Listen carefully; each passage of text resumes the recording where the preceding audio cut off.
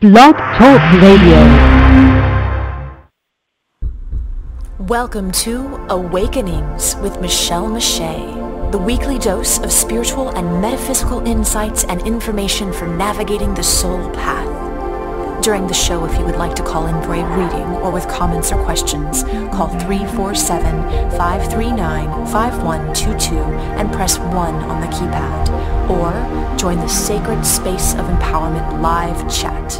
Create a username by registering with Blog Talk Radio. It's great to connect with all of you here. Hey everyone, welcome to the program. If you're new to the program, my name is Michele Meiche. I kind of happen to be the host, the pilot, sometimes the pilot, sometimes the chat, who's my co-host, co-pilots, sound engineers, they're the pilot. They help ground the energy and keep things going. There's a lot of amazing information and insight in the chat room. Those of you that are new, introduce yourself. Got long-time listener participants there, people that really care and have been walking a soul path connected to their own spirituality, awakening to their gifts and putting them out there in the world. So it's a very inspiring place to connect. And of course, we have our other part of the program that makes it all happen, those of you that call in, the listener participants as well.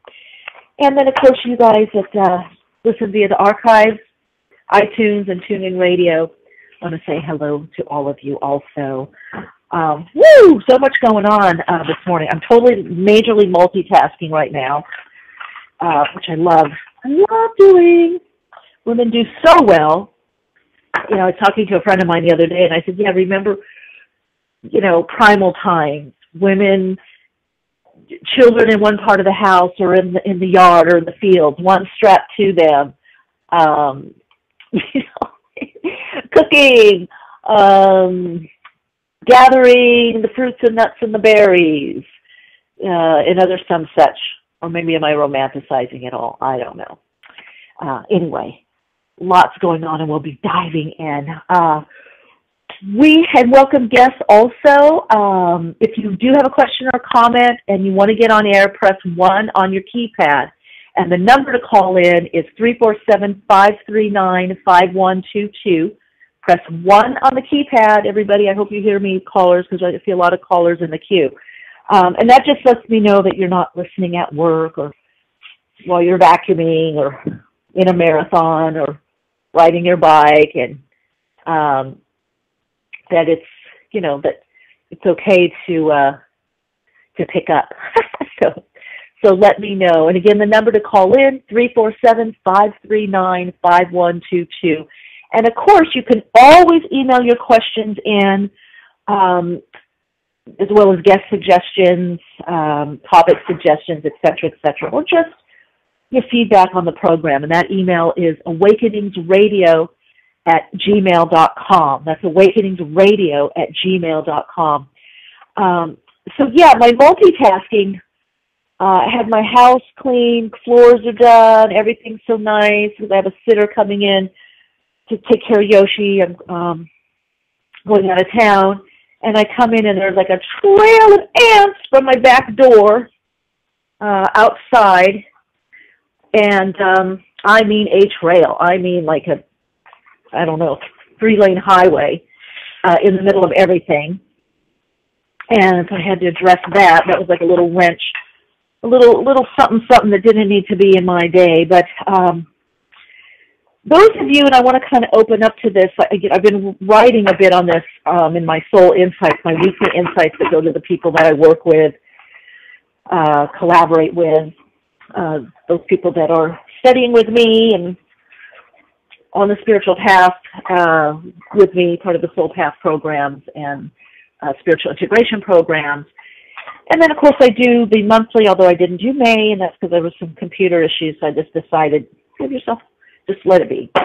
And then my blog, Soul Insights for Spirit-Led Living, and then on Facebook and Instagram. So I've been connecting a lot about animal medicine and looking at the signs, and especially, everyone, this retrograde, I want to touch a little bit on this.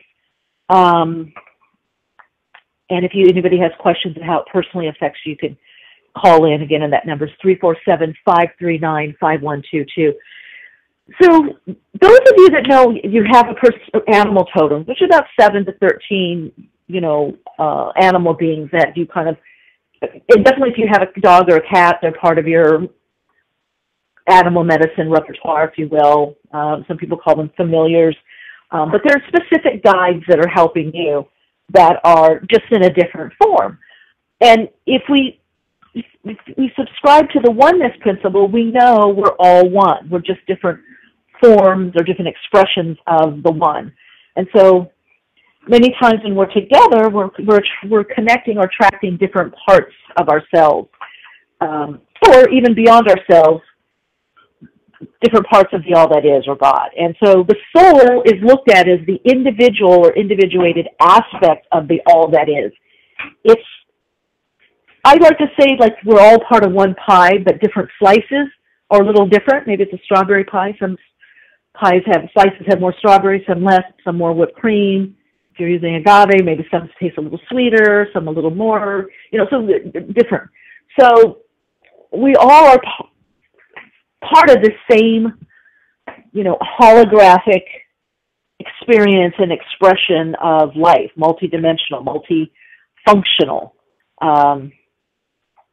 that we're all coming here to kind of connect and play and share and learn and grow. And, that's just summing it up because we're not getting into that right now. But so when you're having a lot of change in your life, even if you're not shamanically trained or if you haven't done any work like that, I always say look for the signs. Look to what's happening in your environment, what's showing up. And that could be people, that could be situations. For me, lately, it's been a lot of animal beings. Insects. I posted a picture of the wonderful wasp that I got to connect with that I didn't even realize had this major stinger on it. And I was, about a foot, inches to a foot away from it taking pictures.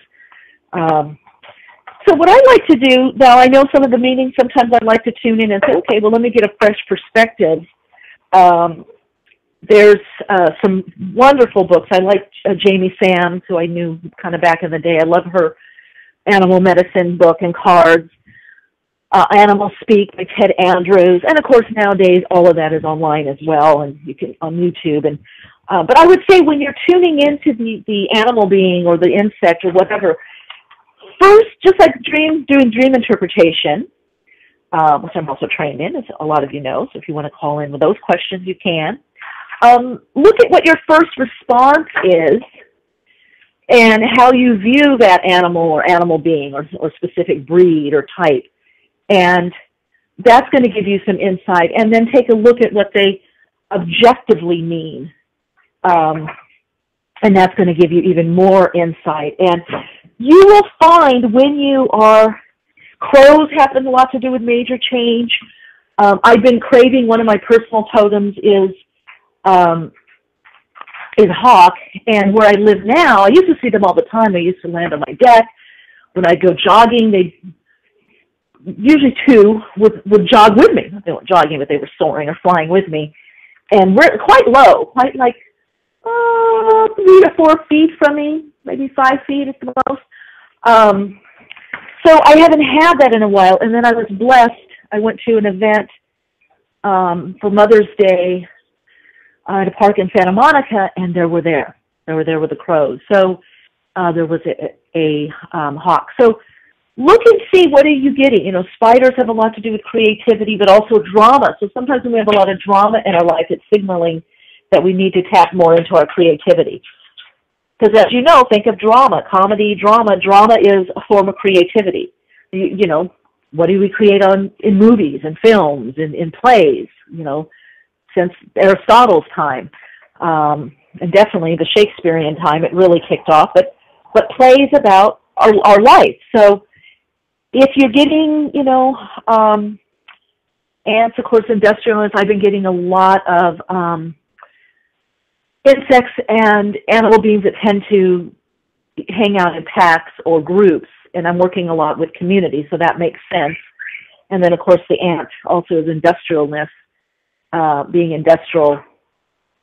And kind of getting things done and working together. Tamara put spider, hummingbird, heron, hawk. Yeah, heron is another personal of mine too. And I've been seeing a lot of hummingbirds. Even had to rescue one that got stuck in after a meeting with this friend of mine that's also a client and a producer. TV producer. There was one stuck in her, I don't know, 17th floor, 20th, 30th floor, I don't know, whatever, apartment. And so look and see, what do those mean? Tamara, Ant's message is about working nonstop towards your goals and forging ahead for the good of the whole. And this ant medicine calls to our attention: patience, perseverance, and endurance. Oh my God, thank you, Tamara. Yeah, just drinking my water. Oh yeah, Krista Bowles. Hey, happy MM Day to you too. Michele Meiche Day. I love it. It's our day to connect. Yeah, I love our connecting here. Yeah, and I am working a lot on patience. I always am, though. Different levels of it, I find. Yeah, it's, especially right now, there's a lot of change in the air. There sometimes always is, but right now, I call it directional change. It's larger change that you don't know. You've been plotting ahead, like Tamara put, working nonstop. I actually had to pull myself out of some projects, which I normally don't kind of like to do, and just kind of have more space and go within. And I think we had one of our amazing listeners, oh gosh, I think it was Kate, last week called in and was talking about how she felt things were kind of at a standstill. And, you know, my perception is, you know, from personal experience and, you know, working with how the soul unfolds, is when that seems to happen, it's a call to go deeper. So the patience is, it may seem like not a lot happening on the outside, but there's this amazing inner process or going deeper. And things like meditation, contemplation, just being open, contemplating where have you been in your life, what's bringing you joy now, just observing, really slowing down to observe. And I will say Native Americans, peoples, indigenous peoples, overall have had that in, you know, or people that are more spiritually based or have a spiritual routine tend to do that. Mystics, poets tend to do that. You can't write, artists, you can't write about something or draw something, or even if you're a singer-songwriter, you have to reflect. So a big part of this cycle right now is really about reflection, that self-reflection.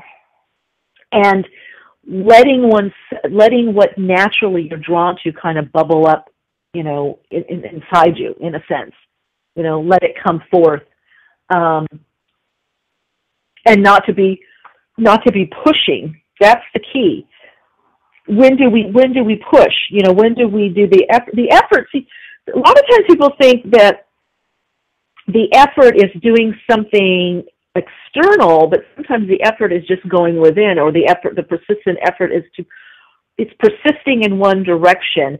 It's the Five of Wands and the Tarot, which persistent effort can become struggle if you don't release your stronghold on whatever it is you're trying to do. And so the stronghold could be saying, I've got to make this happen, or it's got to be this way. But the persistent effort may just simply be going within. It may be just allowing a time of reflection. Okay, so let's dive in. Again, guests, everyone, if you'd like to talk to me, if you'd like to say hey, if you'd like to vocalize, if you'd like to chant, if you'd like to sing, if you'd like a reading, a dream interpretation, talk about meditation, spirituality, all things soul, that number is 347-539-5122, and press 1 on the keypad. Let me know. Let me know you want to get on air. Let me know. Okay, so I'm going to answer a couple email questions, and then we're going to get to lovely callers. So we have a question from Nicole. Hello, Michele. I'm hoping you can offer some advice. I've had some sort of spirit or entity Feels like a big blob of lots of energy. Press up to me when I've been in bed sleeping 2 times now. Once last night just before 4 a.m. That's usually the time between 3 and 5, or 3 and 4 most likely, but sometimes 5 a.m. And again on March, the full moon. Both times I pushed it off me. When it happened in March, I was on my back and felt it on top of me. I pushed it off. My partner actually saw it and said it was an older, frailish man with a brimmed hat. Last night I was laying on my side sleeping, and it was kind of spooning into me from behind. It seemed like it took a lot of effort to get it off me. It feels big and heavy. I've been doing smudging and laid out crystal grid in March after the first incident, and I usually protect myself for bed every night. I'm not really sure what to do or why it's getting in bed close to me. Should I be concerned, aside from already being super concerned?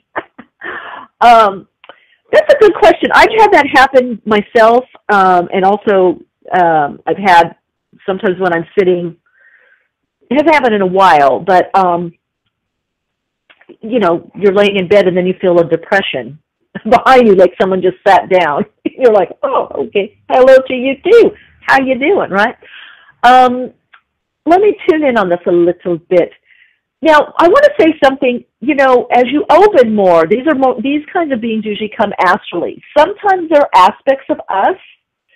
Sometimes they're relatives. Sometimes they're beings that are just passing through. If you think of the dimensions, the interdimensional connection that we have, kind of like a roadway, freeway, sometimes people are just passing through. And if you're open to them, you can chat, you can do whatever, or they just hang around. There may be some interest. Just like people, you know, walking by your garden, you're in the front yard or something, they're looking in, passing by. I usually in that case always ask what they want, or I just tell them, look, don't visit me right this way. This is kind of creeping me out. You know, if you want to telepathically tell me what you want. Usually if they're just passing, if it happens once or twice, they're usually passing through and there's something that they're want to relay to you. You know, I'm kind of feeling this is a family member. Now, why spooning? Sometimes it's just that you're laying in that way and that's the way for them to get the attention of you. But you can also say, don't do that. Stand up or stand there, you know, or come to me in meditation. So you have the power in this. Remember, spirit, you know, has to be animated through life force energy, through form. I mean, everything is life force energy, but it has to come through physical form. So if a being isn't in physical form, you're going to feel them energetically, which is the subtle energy, which is, it's still, how to explain it? It's still form, but it's less formlessness. It's not so dense. It's not what we're gross matter. We're denser. And so these beings conjure up in the subtle energy. You can take lemongrass. Smudging really doesn't get rid of, smudging has a different effect. A lot of people think smudging gets rid of beings, and it doesn't. It's a cleansing or clearing energy of stagnant or stuck energy, usually. You can, if you want to use sage, I would say add some lavender to it, okay? Specifically for having beings kind of move on, there's angelica, which is an herb, or angelica in Espanol, and lemongrass helps to disperse. The other thing is just your intention, and just moving them on down the road, saying this is enough. You know, I'm not having this. I'm not wanting this. Or, you know, just like anybody, if you kind of snap at them or are very firm, they do tend to move on. So I would try that, and then let me know. Because it could just be somebody passing by, or it could be a guide, or it could also be an aspect of you. I cannot tell you how many people I work with that they have what we call thought forms that get animated. This is something good for everyone to know as well. When we have bunches of unhandled issues or beliefs, sometimes it's been, I've seen this in families where there's a lot of criticism or judgment, and there's a lot of anger, and people can't release that anger. What is thought? What is thought? It's energy, right? Thought forms. You can measure thinking. This is why telepathically you can pick things up. There's actually even devices that can measure the emotional charge in thought, right? And we know thoughts affect our denser physical body. They affect our mood, our hormones. So everything is energy. So if you have enough energy in one direction, or it keeps accumulating, that's what we are, actually. Accumulated, that's what the soul is. It's enough accumulated charged energy. Charged doesn't always mean negative, it doesn't mean non-life enhancing. Charged, alive, something has a lot of animation. When we see a person that's very angry or very exuberant or very enthusiastic, they're charged. They have a lot of energy congealing within them that they're expressing outwardly. So you could say that's kind of what a soul is. I mean, there's enough energy, resonant frequencies going in enough in one direction that it creates physical form, various physical forms. So we want to be aware, usually when so sometimes unhandled or unresolved issues that are energetic do move into that next level of energy, more denser form into the thought form. And if they get animated enough in the thought form, they can become a denser physical form. And that usually plays out on the astral plane, which corresponds to the emotional body. I went to did some depossession work on a woman that it was her own self taking on a lot of criticism religiously and of a family origin about herself. And there was a lot of self-hate. Now, I'm not saying this is not you, Nicole, so I'm not going there, but this is just kind of a, interesting side note to show you what we can manifest. And that self-hate manifested as this beastie thing attacking her. But it was her. It was an aspect of her that had to be integrated and resolved. And sometimes we see this with people that have unhandled emotional, especially family of origin, little inner child issues, where they literally turn into a beast, and we all kind of touch on that to some degree. But we see people that, as a flip of a switch, they get into this beastie mode. Something takes over them. Well, it's possible to have that also on the etheric plane.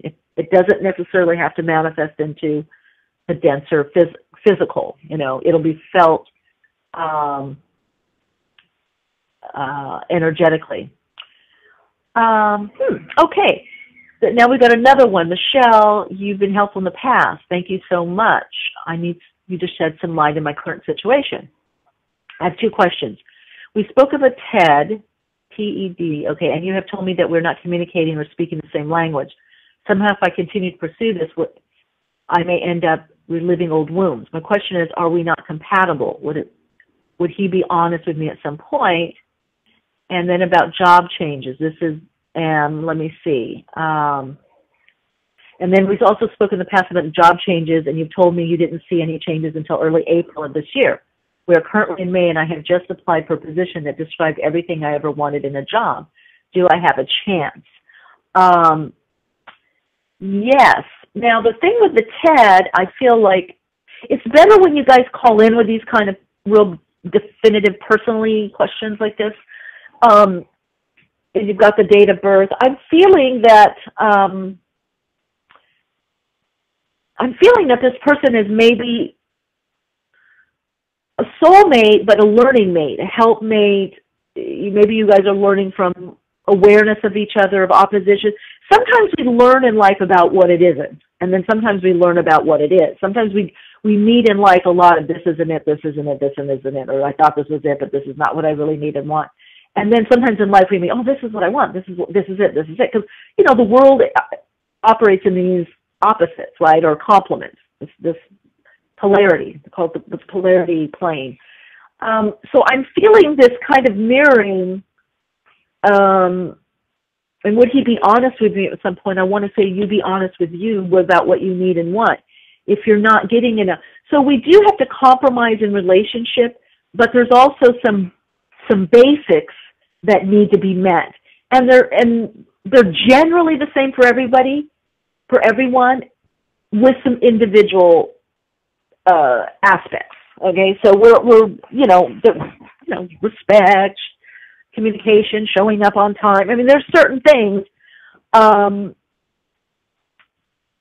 then I know people that are with people that they're with people that are chronically late and it doesn't bother them. So I don't know. But there are some basics that have to be met. I think call in. I'm getting for you a major turning point, kind of a restructuring of how you view yourself individually, how you see yourself as an individual person. So I'm getting you changing your perspective. Now, here is something to know, too. Sometimes we're in a place in our life where we're just learning or relearning what it is that we really want or what's important to us. We're connecting more to our authentic self. We're living more soul-fueled, spirit-connected. So sometimes you'll get people along the path that are, again, showing you what you want, what you don't want, or people that are growing as well. They're in that phase, okay? Then there are those, once you've grown enough and kind of connected to your soul more, and you're living more, anchored in your soul, that's usually when you get the soulmated, the twin soul or the soulmate that's going to be the life mate.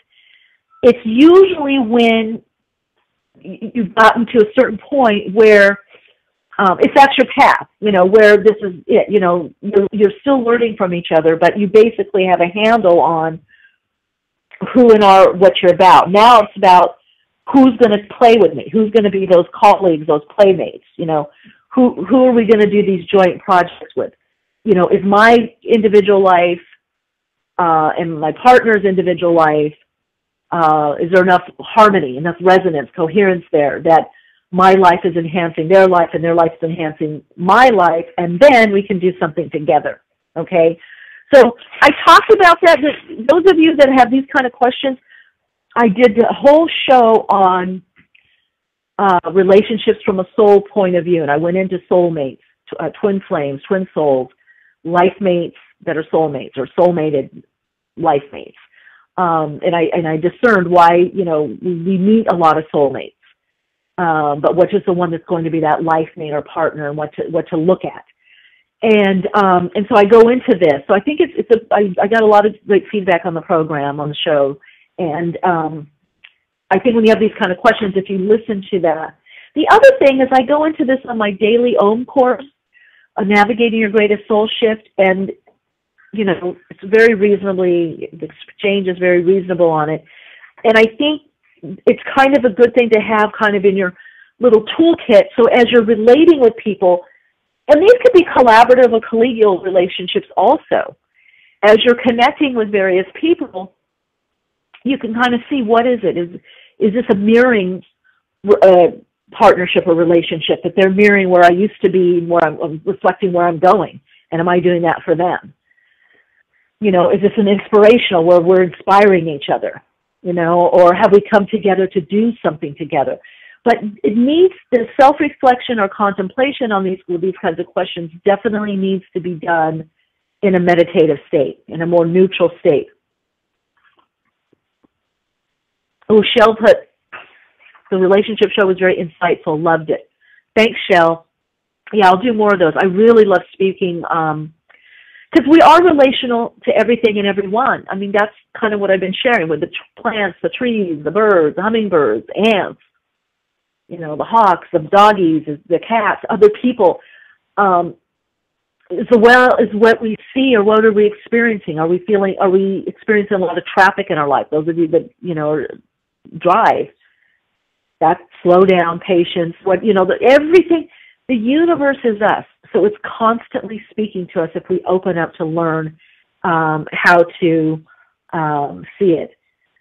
Tamara put it in the chat, the link to the Daily OM course. And I like having, I keep books. I have various tools that I keep over the year from my learnings.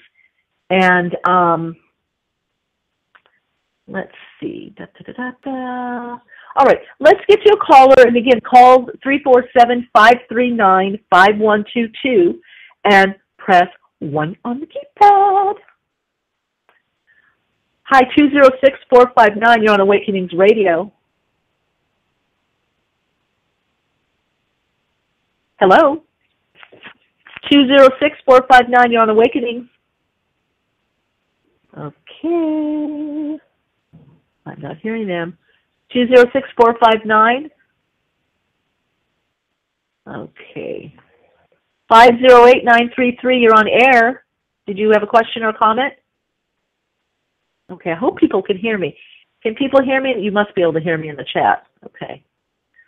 So some people, you have your, oh, here we go. Okay. If you're coming back to get a reading, press 1 on the keypad. I will try to get you even if you don't. Hi, 347-303, you're on Awakenings. Hi, Michelle, it's Tasha. How are you?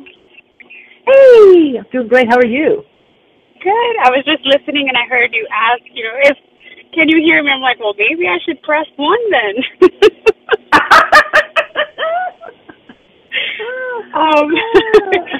I guess I can go ahead and ask the question since you were addressing it in reference to like a life partner or soul partner coming in. Do you see someone coming into my life? Oh, I like that. Okay. Let's see. Okay. Oh, thank you, Tamara. Sound is great. Okay, great. All right. Give me your birth date if you don't mind. I don't mind. 10/15/74. Okay.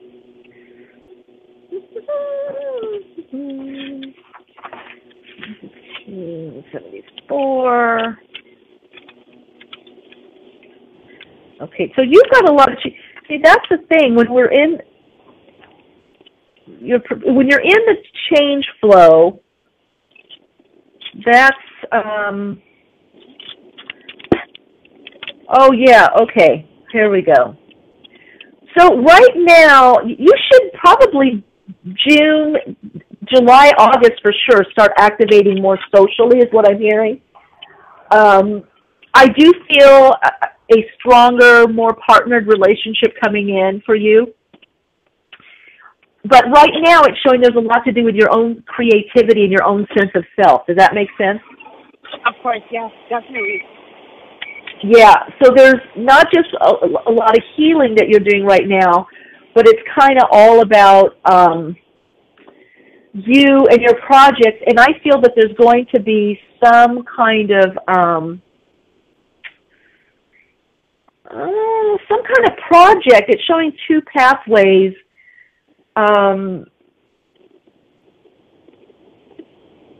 Yeah, you know what? And this is for a lot of you out there, and I've kind of been there too. At some point on the path, we kind of make some decisions that I'll do this, I won't do that. I'll tolerate this, I won't tolerate that. This is my focus right now. This is what's important to me. What we call mythologically, it's sorting the seeds. You know, you have the archetype of Persephone who went into the underworld, right? Which is us going within, going deep inside into the subconscious or the, collective unconscious, if you want to call as well, going in from local mind into universal mind to connect with the all that is and to start seeing the below the surface, the mystical, the magical, the wonder, the awe, and to connect with that part. But it's also that diving in, we come up against our fears or what's held us back. And there's certain tasks that we have to do. One of the tasks for everybody, and of course we learn of this in myth, and Joseph Campbell, of course, Marion Woodman, great Jungian, had great Jungian focus, talked about myth, archetypal imagery. We see it in the tarot. What I see is when we go in the underground, there are, I can't think of the name of the Kalik syllabus. I can't think of the name. I can see it. Sirius. I can see the name, but I can't think of it. The 3-headed dog. It's like that's the fate, past, present, future. It's like coming up against the fears of what's held us back, and we have to learn how to manage those or tame those. One of the other tasks is the sorting of the seeds. The other thing is sitting on the spinning. What is it? The spinning wheel and spinning the silk, the yarn, and so what I feel for you is you're in the seed sorting phase. And what that means to all of us contemporary beings on a contemporary level is we have to sort through or sift through our life of what's working, what's not working, what approach, what beliefs are supported, what people, what activities, what routines. This is the time, and I can see it so clearly with you, Tasha. I mean, intuitively, psychically. I'm seeing this road, and there's a fork to the left, to the right. You know, you're going to be leaving some people behind. Now, that just, yeah. Thank you, Tamara Cerebus, yes. Yes, so what does that mean? Now, it doesn't always mean, da-da-da, I'm never talking to you again. But what it means mentally, in our emotional state, we leave a little extra space. We don't disconnect. See, this is the thing that's so powerful as being, because we're always connected anyway. We don't need to do I'm not talking to you anymore, we don't need to do proclamations. That's kind of majorly old school and, very ego-based. But we let people or situations wind out or wind in, and we take that energy for ourselves, or we just leave it there because it's holding the space for something new to come in. I just had to do this with someone the other day, a response that they had to something I asked them, and it's a friendship probably every couple of years. It's a newer friendship. But it showed me where they were at, and I thought, okay, you don't cut off, but you see there's some learnings, and there's some things they're going through right now, and some learnings. And you can either kind of be pulled down the rabbit hole with them, or sometimes what happens, everybody knows this, right? People are going through something and we insist on overly helping them and they're not ready yet, or being too much there for them, and you end up getting harpooned. You end up being the target. That's one thing you're learning right now, Tasha, not to be the target, to remove yourself. But we do it energetically, we do it emotionally, where middle way, Buddhists, we detach. We recognize there's connection. The love is always there. We're always spiritually connected. But at some point on the path, we have to say, my life is more important. It's a very high form of self-love. When you can say, because your life all of our lives are more important than anybody's, because it's our life. When you come from that high level of love, self-love, and self-acceptance, then you're giving from an open cup, an overflowing cup. You're open. Because you're source. You're realizing, wow, I'm saying I love everything and everyone, and everybody's peachy except for me. So why am I not celebrating me? Yeah. So that's your next step. It's after that I feel that you draw in that mate. So right now you're still kind of clearing and sorting, because sometimes for some of us on the path, our higher self doesn't want us making the same, boo-boos. It's just like, It doesn't want us going there again, right? It's like, no, this type of relationship, don't want to draw this type of relationship in again, So I feel it's really right now about you being open to yourself, your creativity, your self-expression. It's about, now, are there projects you want to do? I'm feeling like there's some kind of project. I don't know if it's an online course, if it's meditation, if it's something in a school system, but I feel like it's something like there will be some kind of handbook or curriculum. I have been proposed lately, I'm going to do a domestic violence workshop coming up next week, and then after that I was contracted to also do a seminar, which is going to take 2 full days. So yeah, you're on point. Okay, great. Now, have you started on those? I have not, only because I've been studying for my marriage and family therapy license. I'm taking the state exam this Friday, so I've been kind of trying to focus. And then after that, so see, it's after that. It's after that's when I feel that this person comes in.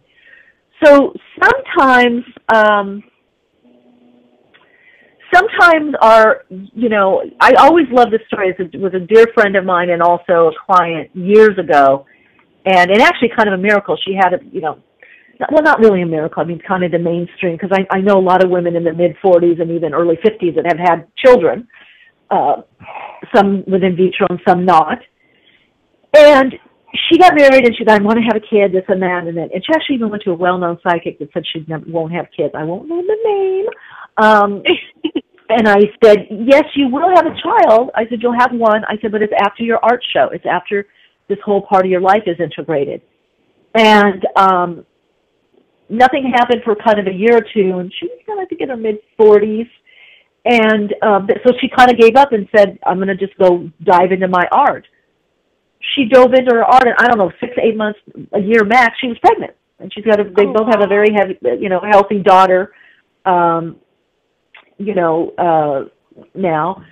So we don't know. This is why sometimes it's so hard to compare paths, because we don't know what's that ingredient. And that's kind of what I help people see, because as a seer, I can see this. What is coming in and what is in your soul path? What's in your soul design that's going to manifest on your path? But sometimes there's a piece or a couple pieces that we need to do, puzzle pieces that need to be fit in, right? So we resonate with that person that we want to draw in. And so I feel the person, when you meet, you're going to be doing a lot more of your own individual work, a lot more of your individual teaching, something with this curriculum or syllabus, and you even confirmed it. So you're going to be working more group. There's more teaching, community, public aspect of you than just working one-on-one when you meet this individual. That's next month, yeah. That makes sense. I don't know if it's next. No, I think it's after. No, I feel it's after next month. There's a shift in the energy, and maybe I'll say June, July, where I feel you're around some new people and more different events, social events. Okay. So there's the opening starting to happen. I would say it could be. I would say for sure either around your birthday or after your birthday. That's when the cycle changes. You'll be making a decision and be more in a domestic, romantic, kind of emotional exchange relationship where there's this reciprocity. The thing is, for you, what's going to draw it in synchronistically is these classes that you're doing, the syllabus. So until you do that, your resonance isn't there yet. You see, that piece has to be there. Yeah. So whatever that means to you, it's not so much just what you're doing, it's what you feel about what you're doing and how your energy changes. You're not going to be involved in over-involved with some certain people and family members and drama. Your energy is not going to be able to be there as much. So to draw in this man, you have to shift, and you're just now starting the shift to a certain set of circumstances, right? You understand what I'm saying? Yeah. So a certain set of circumstances, you're back a little bit. So, because ask anybody, and I'm finding, relationships take a lot of time and energy. They take a lot of time and energy. So if we have, as well as a healing practice, we can decide, do I want to put that time and energy into family or friend trauma? Do I want to be caught up in that? Because sometimes what will happen is the universe, if you sublimate your desires, it's kind of twofold, because sometimes it's timing issue and you're meant to do that. It's not time for that one-on-one. Or it's not time for the career, or whatever, the baby, or whatever. It's just it's a timing issue. But sometimes we've so much put our energy into something that there's not the space for that person to come in. So the universe kind of looks over you and goes, "Oh, okay, they're done. They're filled up there. They're fulfilled enough. This is what they're choosing as a proxy or facsimile." But you will know that by when you're faced with decisions in your life where you can see, is there enough of exchange of an energy here? Other than children or animal beings, I mean, those that are more dependent on us, but even that, I've worked with people that, they're so wrapped up in their teenagers' life overly, or they've made their, daughter or son their, an emotional incest. They've made their daughter or son their emotional partner, and then they're wondering why they're not attracting anybody or no one stays with them. And it's like, well, because you really are not available emotionally. Right. Or the job. I'm sorry, I was going to say it's interesting because when I first called, like, my solar plexus, it was kind of, like, nervous, and as soon as you started saying everything, it's kind of like it calmed down. It's like everything makes sense, everything's on path. It was like a calming effect, so thank you, Michele. Oh, nice. You are so welcome. So you see you're on your path. You're on the next step. You're on the right step. You're moving forward. It's just you have some last little details to wrap up. Yeah. Yeah, or some are saying, in the chat, freeing up. So some of them, it's also freeing up. I agree. Yeah. Thank you, Michele. You're so welcome. Thanks for calling in. Thank you. Blessings. Oh, what a great question or, dialogue to have. Because sometimes so much of where we're at depends on our consciousness, and our consciousness changes. We have the chance to expand and heal. Okay, as promised, so excited, we have Dr. Elliott Maynard back on the program. And it's just a wealth of information. Many of you may have remember I've shared with you some of his passages and paragraphs in his book, specifically on subtle energy management. And I love this. I want to read something really quickly. Breakthrough involves creating a new pattern or paradigm rather than improving on an old one. Improving the old is perfect change. Creating breakthrough is transformative change. There is a transformation to a new state. When you change the energy, you change the mass. Changing the energy can be as simple as rearranging your home. Another example might include taking a weekend to do something entirely new. By breaking old established patterns and bringing something fresh and new into our lives, we discover not only does our situation change, but we also begin to view the world from an entirely new perspective. By changing the mass relationships, which in turn cause the energy relationships in our homes and professional workplaces to shift correspondingly. I love the book. It's by my bedside, and those of you know, I have a lot of authors on, and I don't tout all of the books. I'll just be polite usually. But the book's Brave New Mind, Living in a Future Science World, and the author is Dr. Elliott Maynard, who's a leading-edge consciousness scientist and conceptual designer. His background spans the fields of zoology, coral reef ecology, oceanography, tropical rainforest biology. He also earned a Ph.D. in consciousness research, and he's also served on the faculties of Adelphi University and Dowling College in New York. He's also a certified professional consultant to management, and he's also the founder and president of Arcos Cielos Foundation, which is located in Sedona. Wonderful way to take a trip. Welcome back to the program, Dr. Elliott Maynard. Welcome. Thank you, Michele. It's a pleasure. Oh, my gosh. Welcome back for round two. We've had a lot of requests for you to come back, and because we just barely touched the surface.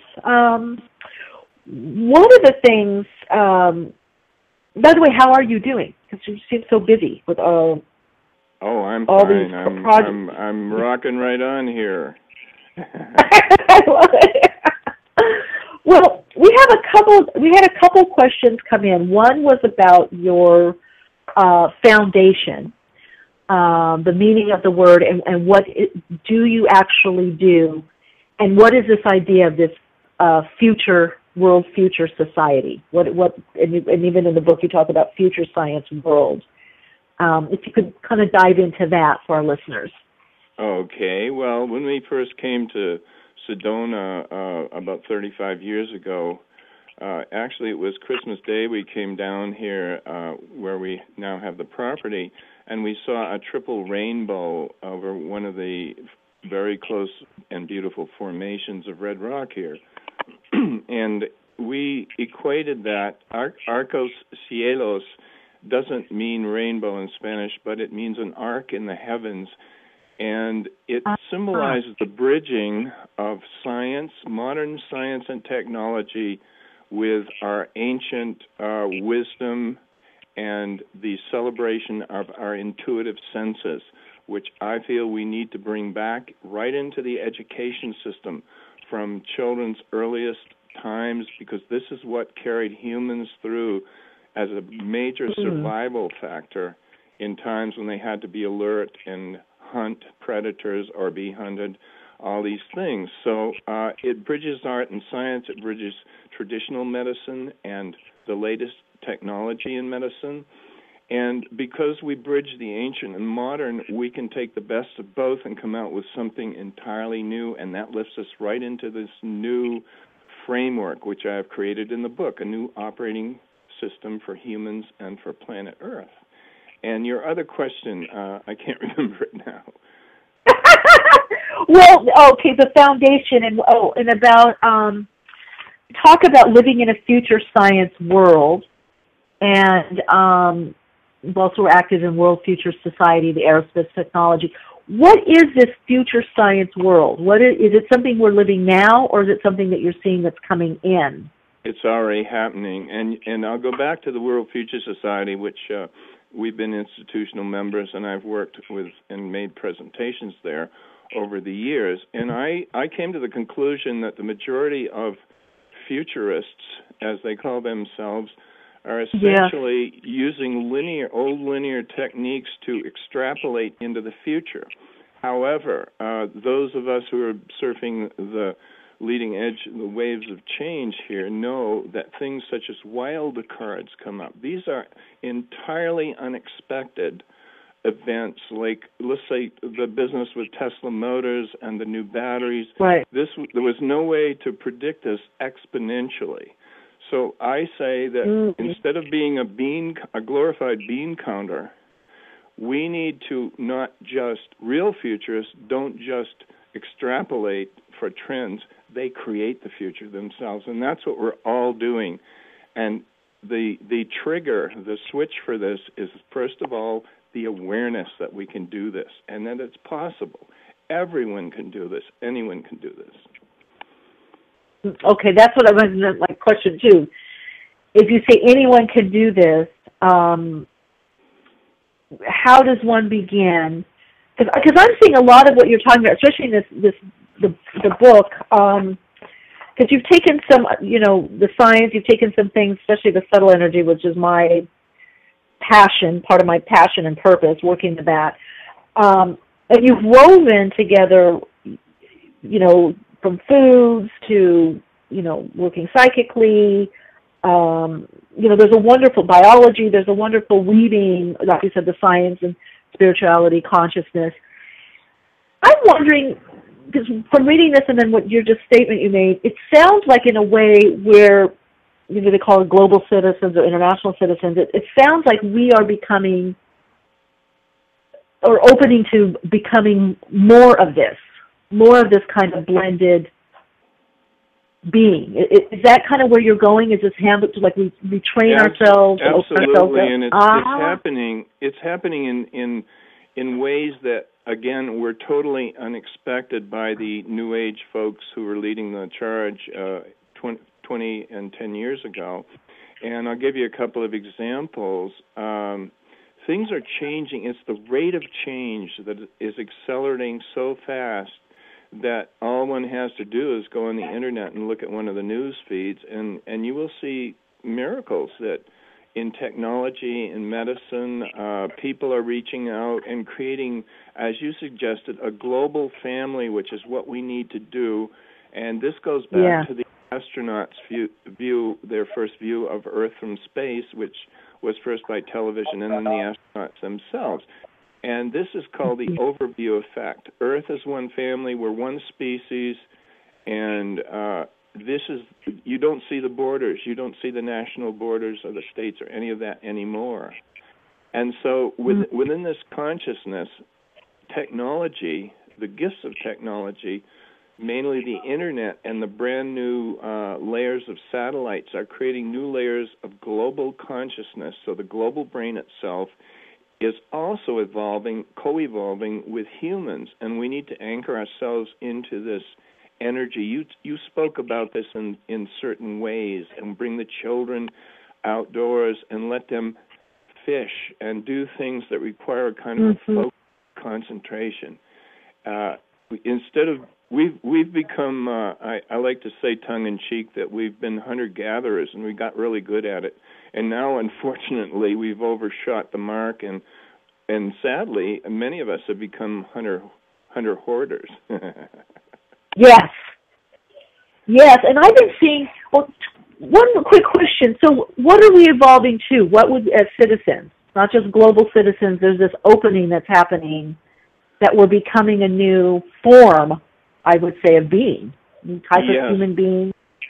Yes, and what is happening is that these new technology layers, just one example of how technology serves as a spiritual or consciousness waveguide is, I was very curious about why the TVs and tablets and any screen you look at, why there was such a race to go to higher and higher definitions.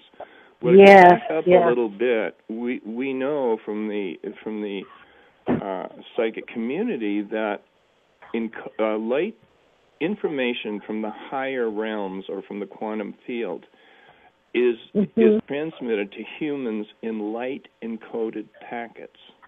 And when you think of looking at a television screen, if you remember the old tube models, how coarse they were, these are pixels, and pixels are light encoded packets.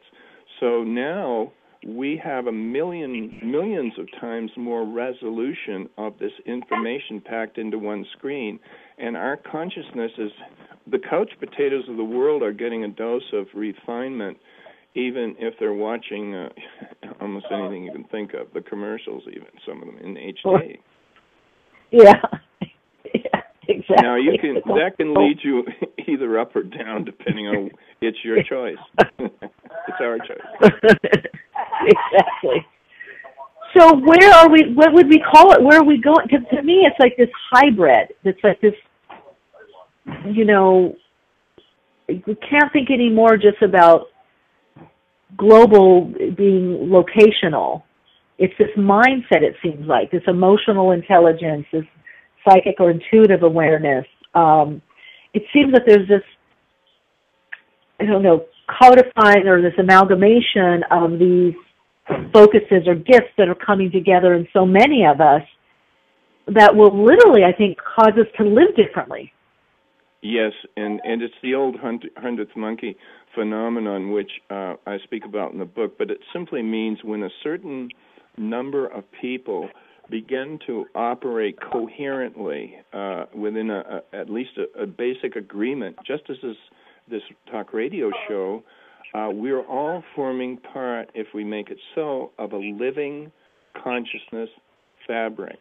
And that is going out worldwide, and it's multiplied exponentially. So we have very powerful technology that we can activate using consciousness, and it is changing the world because people in very remote places, especially ladies and others who have been repressed by cultural restrictions and old paradigms, they're able to get out little bits and pieces of what they're doing in the various countries where they have to cover their bodies up and all of this, just as an example. So it is shifting the consciousness to be, more, it sounds like awake, aware, more present, for one thing, too, I think. Yes, right? And I think what we're witnessing, if I can be a little bit crude, is that the old bumper sticker that says, the truth will set you free, but first it will piss you off. So what we're doing is feeling this angst, and it's a global thing because there's a German word called Weltschmerz, which means a world bummer or an ugly face on the world, an angry world, and we need to put a smiley face on the world. And we can turn that around, and we're doing so. It's bringing the anger out in people that are going that way. It's bringing the fear out, the fear of change, the fear of healing, the fear of taking responsibility and taking it one bite at a time if you've got an elephant to eat.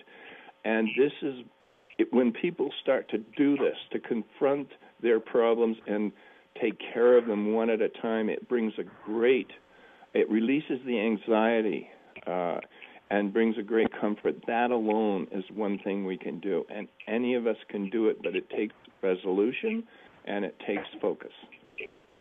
Mm-hmm. It does seem to be bringing out for some a lot of anger. There does seem to be a lot of energy. Some people are processing it differently. Some people feeling stuck, stagnant, like they kind of deer in the headlights. And then I hear some people saying, I'm waiting for it to get back. When is this going to be over? There's a certain sect that says, well, are we going to get back to how it used to be? Well, think of a surfer out there, and it's quite calm, but there's a storm in the distance in the Pacific, say, and these big waves, these big swells come through. We just wait for the next wave and catch it and surf it, because it takes commitment, and this is why I entitled the book Brave New Mind. It takes courage to go ahead and commit yourself to transformation, because as you spoke with your callers earlier, sometimes you got to leave certain things behind, and that's not always easy. And one little humorous saying for you out there, my wife came up with this, is that when somebody tries to drag you down into their drama vortex, and you just realize what they're doing, trying to take your energy and tie you up, you can say, okay, you can say, or you can think it, and then say it if you need to. Not my monkey, not my circus. Oh, I like that. Not my monkey, not my circus. Love that.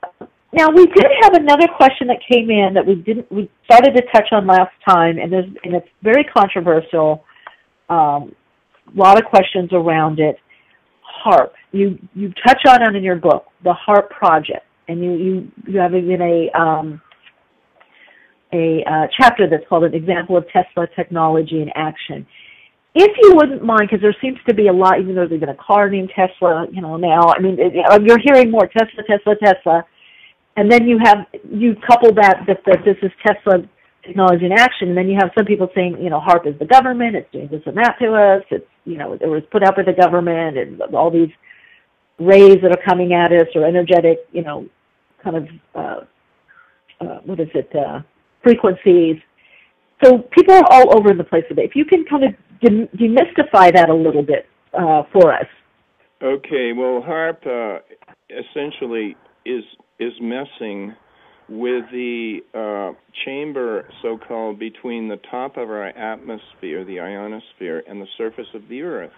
And what's normal is that there are thousands and thousands of lightning storms going on all over the world, and the thunder resonates this cavity and causes a sort of a ringing like a bell. This is the so-called Schumann resonance, and it's very critical. It's like the heartbeat of Earth, and it's critical as an overlying frequency to support and for good health for all living forms, including plants and animals. This is our God-given heritage, along with clean air, and this resonant cavity that is not messed with for experimental purposes of who knows what. Now, what they've been doing is and what is it called? What is it called? You say resonant cavity? Could you say that again? What is it? Yeah, yes. There's a resonant cavity formed between the top of the atmosphere, which is called the ionosphere, and the surface of the Earth. And so, if you can imagine the thunderstorms creating these waves that go all around the Earth, so it's always going. It's about 6.8 beats per second. It's called hertz, 6.8 hertz, and this is very important for our life, so that when HAARP starts using this, it's a very powerful tool for weather modification.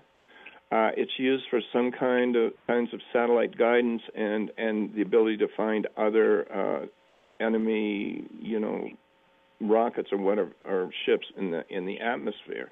Right. Now, this has been done without the public's knowledge, and I had a channeling session one time with one of the Arcturian councils, and they claimed that they had violated their non-intervention treaty and had to patch up the ozone layer on 3 or 4 occasions, and they said they couldn't believe how our scientists could be so stupid, doing this kind of thing. And so that's the little 2 bits I have to throw in there, along with any other questions you have. Yeah. Okay. So I guess the thing is it harmful? Well, was it being used harmful, or does it have the potential to be something that is beneficial? Well, that's a good question, because not many people want to ask that question. But yes, any technology, any new technology in itself is not necessarily either good nor bad. It's how we use it and how we apply it. Genetic engineering is a perfect example of this, since it's actually, when you really look at it from a kind of a helicopter viewpoint, you realize it's speeding up the natural and intervening selective processes. If we're subscribing to the theory that ETs have intervened and hybridized with humans, and I think this has been done. And so whenever you begin to use this kind of technology, it requires wisdom and judgment. So it's testing us in the higher sense. In other words, we either get it together and learn how to use this gift, or we're going down with a ship. Yeah, I see. So now, what does this, an example of Tesla technology in action? I guess to touch on a little bit Tesla and what does this mean, the Tesla technology, and it seems that there's more of an interest, I think in the 80s there was as well, but there seems to be a resurgence on Tesla, even what you're writing, consciousness, spirituality, the science. There seems to be a resurgence of all of this kind of coming more to the surface. Absolutely, and you see, Tesla was a genius, but he was a genius because he was able to tap into this quantum field and actually create these inventions and run them and debug them in his mind. And one of the things he came up with was a wireless electrical transmission system, but he got co-opted by the big powers that be, Edison and company, and now we have these ugly power lines strung all over the country, which make us very vulnerable. They're old technology, industrial technology, and we could have had wireless transmission years ago. People are now picking this up. They're using his principles. He was a person who could sense resonance to the point where he would use harmonics. I'll give you a little example of the kind of thing. When soldiers are marching and they would go over a bridge, this came out in World War I and World War II, if they're called to break step, to break cadence, because if they march over that bridge, it can set up a resonance and the waves begin to superimpose so that it gets bigger and bigger and the whole bridge can start to sway and go down. This same system was created on that bridge up in California that was destroyed by the wind. They actually videotaped it. So that's an example of how harmonic resonance how powerful it is, and how it can go out of control if you don't know about it and understand it. Wow. Now, this seems to be so important for us in this new paradigm that we're all co-creating this new system, and I love how you also speak about, we're not just improving the old, it's literally creating, a new society, new way of being, a new system. I think you have a word, actually, a phrase for it as well. What does this mean to this new system? Well, okay, what does what mean to the new system? I'm not... the Tesla technology? Well, like Tesla technology, or as you were saying, the resonance. I keep hearing a lot about energy and resonance, and even in your book, and of course, there's people becoming more aware of subtle energy. Tamara in the chat is putting, we're conscious of the quantum field more and more. So she's also saying, I love his language and sayings. I guess, what does this mean to us individually? And you do go through it in the book a bit, but just for our listeners, is it knowing this? Is it living from this, with this awareness? Boy, that pretty well sums it up. Actually, what I created, just to review a little bit, was a whole new operating system. This is analogous to a computer, your new Windows 10 or whatever. So I figured the old paradigms weren't working. We're still being tripped up like football players running through the tires by these old rigid paradigms. And many of them are back in the Industrial Revolution and God knows how many centuries back. So this new paradigm that I have created is essentially flexible.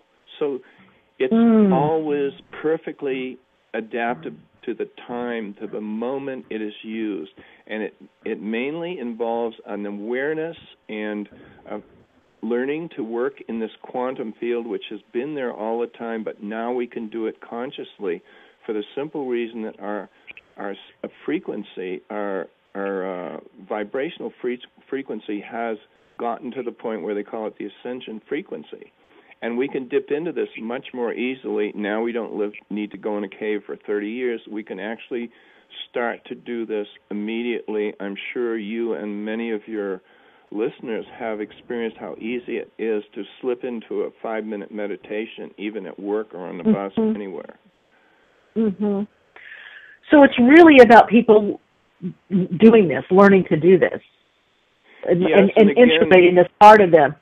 And again, there's the old squirrel mind. The linear mind just doesn't want to move from its position of comfort, and just like people who get embroiled in government positions, and what happens is they get so fixated on that part of the issue that they don't focus on getting the job done and getting on with the program and the process.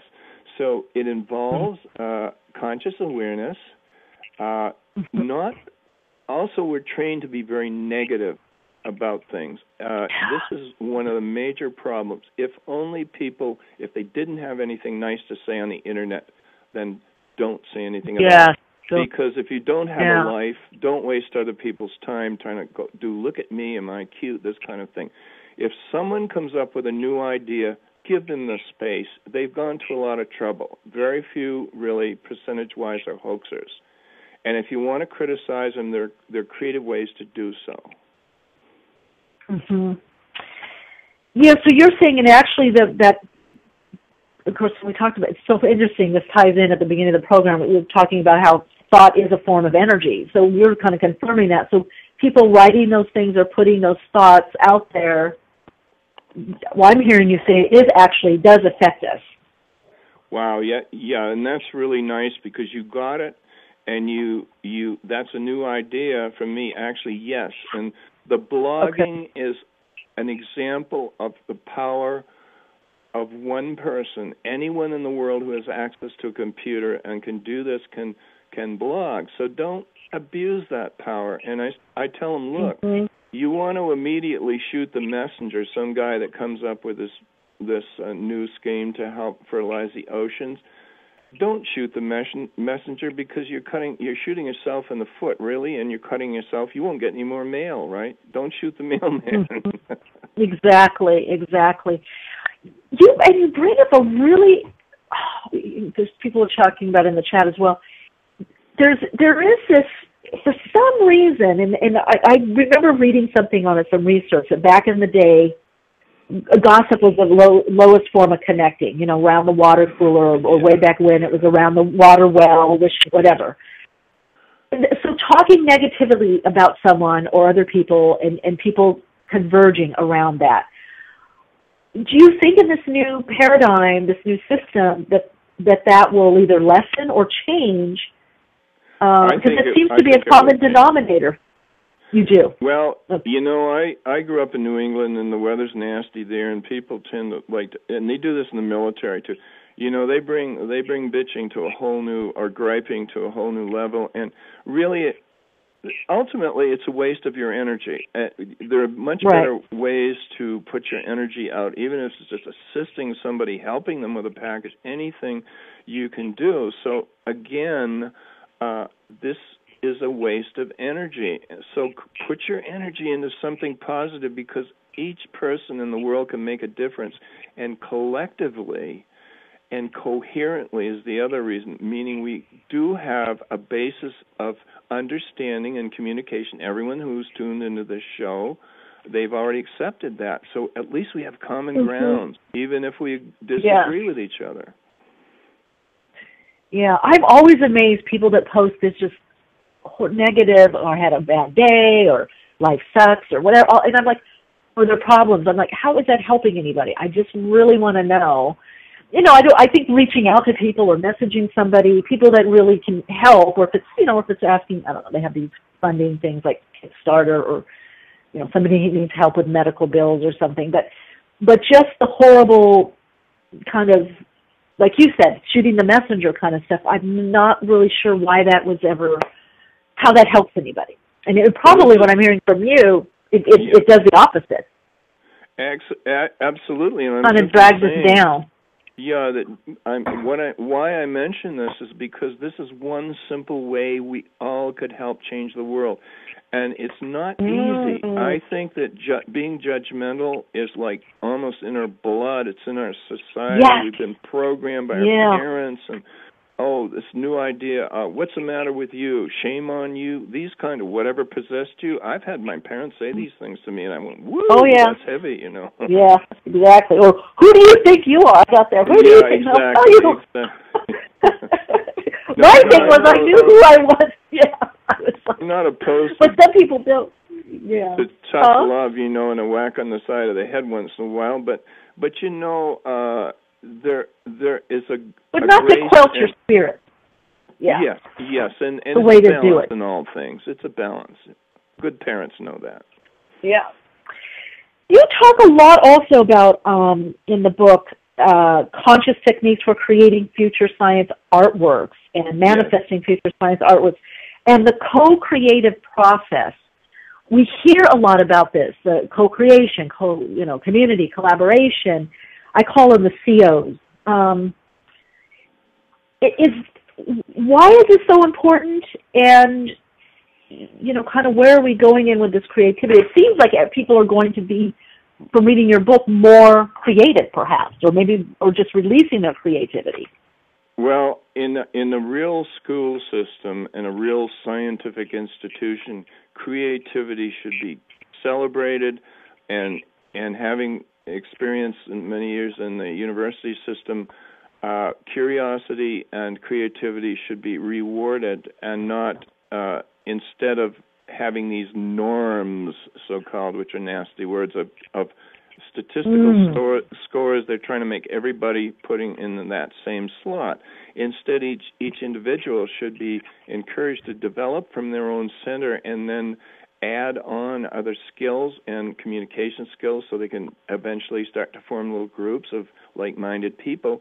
And there's a lot of power embodied in this. And there's so much power that the institutions like the church in history would come down on these people hard. That's why they went after the Essenes and other groups who were trying to bring the truth to the world. Now we have apparently reached the point where the world is ready, because they realize at some level that they are going to need to step up to the plate, take their responsibility, and those who do so need to work together because of strength in numbers, and we need to find common ground too. Mm-hmm. So it's interesting, because one thing I do hear in what you're saying is a lot about this coming together of synthesis, whether it's ideas or science, art, spirituality, consciousness, medicine. You even talk about medicine, new forms of medicine, as well as breakthrough in stem cell. And it sounds like a lot of the changes that you're talking about are, Dr. Maynard, already happening, and you're noticing them and quantifying them for us, pointing them out and bringing them together, so that I can see that we are in this evolutionary process already. Right. And remember that due to the scheme of things, if you really step back and imagine yourself in the higher realms looking down at people, you realize how important it is for us to wake up. And the other thing that I tell people, they ask, how can I access this quantum field? And I say, look, we are taught never to believe anything we cannot prove to be true. And, of course, if you're into science or education, that means statistically. And they spend hours and sometimes days and years just fooling around with the statistics. The new science continues to evolve and celebrates search instead of research. In other words, beating the dead horse. You get on with it. You keep inventing new things. You refine it. Tesla Motors is a good example of this. And so we need to break out of these old chains that we're not even aware of, and by discussing them kind of in everyday terms, we are able to transfer a little bit of our own confidence, and if we still have a positive attitude in the world, that's also a nice thing to spread. So what we're doing is spreading positive memes. A mem is a little thought form, if you will. I don't like to talk about it as a virus, but it will multiply in a positive way exponentially, and that's the power that we have with this Blog Talk Radio. This is just a phenomenon that's been around for, 10 years, if that, really? I mean, yeah, if that, they've had radio shows, but not this. And so this is another very, very powerful tool that is really fairly inexpensive. I mean, people can do this, and they don't have to travel, so it's also ecologically sustainable. I love that.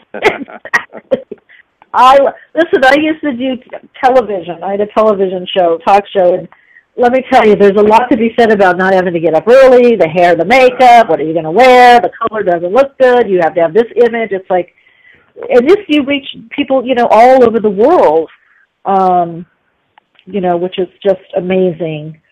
And that's part of the technology, too, the layers that you talk about. Ultimately, what's coming down to me right now is that, it's hard for us to speak of things in the higher realm because our language is created in a linear way, and we really don't have words for a lot of the phenomena. So I have made it a point to either experience almost everything I've written about in the book myself, or know people who I trust who have communicated information about ETs and other things like this. Now, I tell people, instead of not believing anything you can't prove to be true, flick a little switch in your mind. Open yourself to the possibilities. It's that simple. And then kind of keep that gently in your mind, and I guarantee you that things will change and happen for you in ways you've never expected them to. So you open yourself not to disbelieve anything you cannot prove to be untrue. Okay? It's that simple. And then your mind, your squirrel mind is able to accept the fact that, someone's got this idea about, let's take an example. Skeletons that were giant skeletons in our history. And I was dubious about all this only, say, 8 months ago. I started to research it. Google in your search engine, you put in your search engine, giant skeletons in history. You will find that they were common in the 17th, 18th, even 19th century. They were all anchored into news articles, and some of these giant skeletons are over 30 feet tall. They're huge, and they're all over the world, and and the Smithsonian and other archaeologists, apparently for their reasons of political correctness or whatever, religious, evolutionary theory, they squirreled away these skeletons in the Smithsonian and disappeared them in other places. And if you don't believe it, you will be amazed, I guarantee. I love this idea of just being more open. some people say we are kind of come to these times of bigger, grander, more expanded evolution, at certain times, chronologically, in life, every 100 years, 500 years, which to some degree I suppose that is true. But do you feel that we're at a new level that hasn't been done before? Is there a departure point? Is there something different about this shift, quantum leap, if you will? Absolutely, and I am so deeply convinced of it. I can't prove it, but I can give you the examples that I've been giving, and the truth is in front of us. It's just that since we haven't had, we're not repeating events. These are new events. People don't know. You can't see the forest for the trees. It's the old sort of thing. It's happening all around us. And the one thing that I think is fundamental to all of this is one of the most addictive. Humans are subject to addiction, so I figure you might as well get addicted to something positive. This is one of the most addicting kind of pathways to travel. Those who just want to search for the truth and share it with others. And even this particular radio show, for instance, generates a certain feeling inside us, and I find it with all of the speed bumps and and pratfalls that each of us have taken in our lives to have to learn that this is one of the most rewarding things that we can achieve. If you want to call it bliss or love or whatever, that's fine. But we're sharing it, and it's something that is greater than, it's certainly greater than human capability to describe it. Let's put it that way. And you know what I'm talking about. I would agree. It's just, it's hard to describe it. I mean, I've been doing, who knows for how long, but that kind of that interconnecting, and that we can be, like I said, all over the world doing it, kind of get your little insight, inspiration shot, confirmation, affirmation. It's very, and as well as the tools, and having guests like you that come on that are sharing your take on things and that have, some system or book or something that can also help people, because people are looking, how do I navigate this? They, especially many people that are newly waking up are saying, I need to find, there is a new way. And that's why I asked you about that, because I do feel that there are a lot of things, like you said earlier, information is changing, that some things that worked 10, 15, 20, 30, 40, 50 years ago are not working now. That we have to, I don't know, bring a contemporary meaning or understanding or contemporary tool. Somehow we have to contemporize the tools. It's something that I'm seeing as well. That's very important. And I just wish this discussion would take place in all universities and in high schools and private schools. And I listened to a presentation by a man named Alfred Weber, who is considered the father of exopolitics. In other words, the whole business of it. He's a Canadian, and you know what he said? He said it's about time we put, let's call it occult, hidden phenomena, all of these terms we're using in UFOs and ETs into the education system. And I went, wow, I agree. Already in the education system, in these programs that we're doing. And the strange thing is, if you look at scholars or scientists, myself included, you see an interview and we get several, maybe if we're lucky, several hundred hits or 1,000 or several thousand. But look at the Sasquatch finding, the latest, or some new temple has been discovered. Any of these so-called ancient, now they call it the ancient alien theories and all of this, but if you look at the hits they're getting hundreds of thousands and millions. That's like the public speaking, Yes. I would definitely agree. And nobody can take that away. I mean, people are hungry for this, and so that hunger, I think it's the hunger for this experience of sharing and caring, and I think this is going to be the new